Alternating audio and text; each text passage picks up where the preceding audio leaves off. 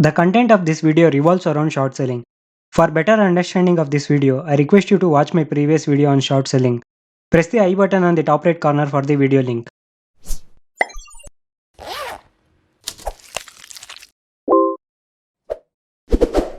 The legendary beer operator Manu Manek needs no introduction. The Cobra of Dalal Street was famous for the short selling of stocks and running the powerful beer cartel which led to the temporary closure of the Bombay Stock Exchange in the 1980s. If you have already watched the new Sony Live web series Scam 1992, you have an idea of who the Cobra was and how he got his famous nickname. Manek was a legendary personality and a powerful operator who dictated the market. Without his nod, it was impossible to become the director of a company.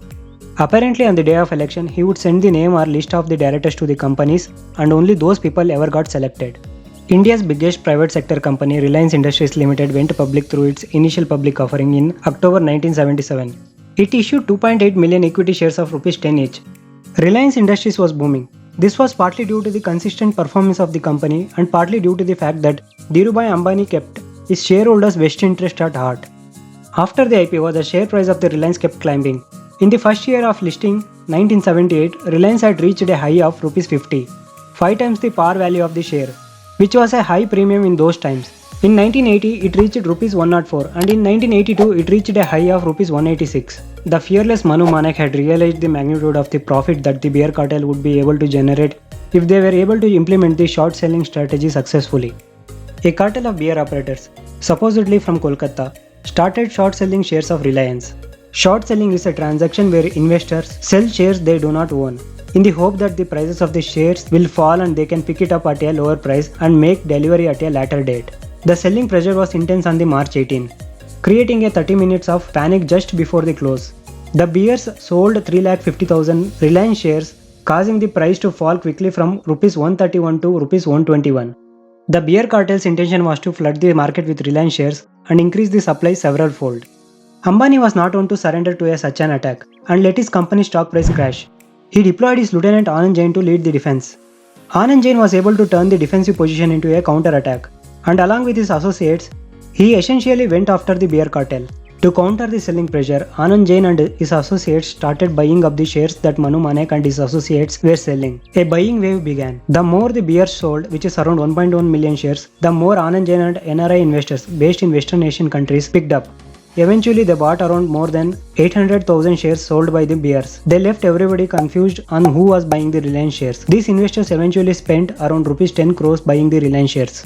During those days, settlement of shares at the Bombay Stock Exchange used to happen every second Friday, unlike the current T+3 working day settlement. So in this particular case, the bears who had sold Reliance shares had to either deliver those shares on the settlement day or pay something known as an unda badla, in case they did not have the shares required for the delivery to carry over the transactions to the next settlement date. Unda badla was a per share charge that the bears had to pay the bulls in case they did not have the shares required for the delivery on the settlement day. On April 30, the NRI investors who had been buying the shares of the Reliance being short sold by the bears demanded delivery of the shares. In case the bears did not have the shares, the investors demanded an unda badla of Rs 25 per share. The beer cartel hesitated, throwing the exchange into crisis that it shut it down until the following Wednesday. In the following days, the prices of the Reliance shares rose to a peak of Rs 201 as the beer cartels located the shares to fulfill their sales. The need to make the delivery of Reliance shares ensured that the prices of the Reliance shares remained high in the days following the incident because of the persistent buying by the entrapped bears. It was rumored that the major supplier of the share certificates in the market during that period was none other than the late Dhirubhai Ambani, the chairman and managing director of the company. By merely routing his shares through the desperate bears, he extracted a handsome penalty through the price difference. Manu Manek and the beer cartel waved the white flag of surrender. They bought the shares at high prices from him and delivered it back to him at the contracted price of Rs 150. This story, other than giving us an example of Ambani's sharpness, also tells us very clearly that in business it is necessary to deliver the knockout punch to the enemy. And to deliver that knockout punch, it is very necessary for the CEO to have the ability to roll up his sleeves, take things into their own hands and rescue the situation before it goes out of hand. And this is what made Dhirubhai Ambani the successful man that he was. मैं cigarette नहीं पीता पर जेब में lighter जरूर रखता हूँ धमाके करने के लिए. Please do watch my other videos. Subscribe for more finance and informative videos like this. Like, comment and share. Be the wise rabbit. Thank you.